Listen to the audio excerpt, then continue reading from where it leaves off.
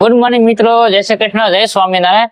તો આજે આપણે સાઇન BS ગાડી આવી છે અને એમાં આખું આપણે એન્જિન બહાર કાઢી નાખ્યું છે।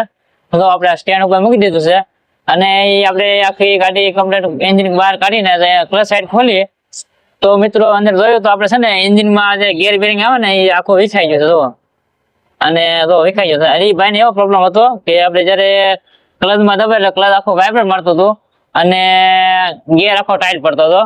તો તેના માટે આપણે ક્લચ સાઈડ આખી કમ્પ્લીટ ખોલી અને આખું એન્જિન બહાર કાઢવું હતું અને ગિયરના બેરિંગ બધા નવા નાખી દેવાના છે। અને કટોરાનું બુશિંગ આપણે જે ખોલ્યું અને કટોરાનું બુશિંગ પતી ગયા છે, તો કટોરાના બુશિંગ અને એન્જિનના બેરિંગ બધું નવું નાખી દેવાનું અને ગાડી આખી કમ્પ્લીટ નવા જેવી કરી દેવાની છે। તો મિત્રો તમારી પાસે સાઇન BS6 હોય તો તમને તો આ પ્રોબ્લેમ હોય ગિયરનો અને વાઇબ્રેટનો, તો ગિયરના બેરિંગ બધા નવા નાખી દેજો અને ગાડી નવા જેવી થઈ જાય છે। તો આવી વિડીયોની જાણકારી માટે અમારી આઈડીને લાઈક કરજો, ફોલો કરજો અને વિડીયોને જેમ બને એમ શેર કરજો। અસ્તુ, જય શ્રી કૃષ્ણ, જય સ્વામિનારાયણ।